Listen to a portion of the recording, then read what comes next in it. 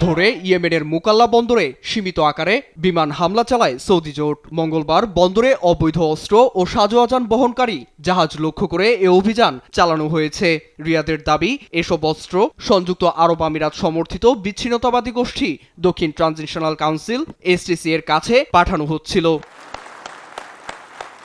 এমন উত্তেজনায় ইয়েমেনের প্রেসিডেন্সিয়াল লিডারশিপ কাউন্সিলের প্রধান রাশেদ আল আলিমি সংযুক্ত আরব আমিরাতের সঙ্গে যৌথ প্রতিরক্ষা চুক্তি বাতিল ঘোষণা করেছেন। 24 ঘন্টার মধ্যে ইয়েমেন ছাড়তে ইইউ সেনাদের নির্দেশও দিয়েছেন তিনি।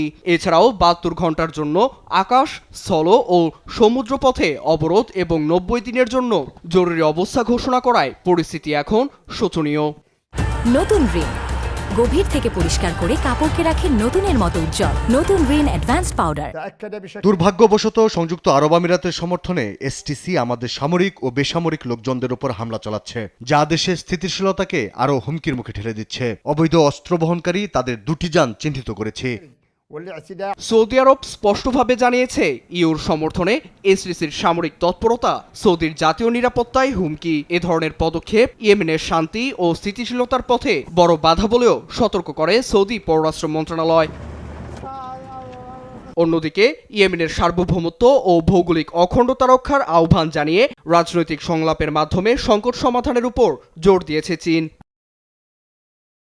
মূলত ইয়েমেনের সংঘাত 3 পক্ষকে কেন্দ্র করে।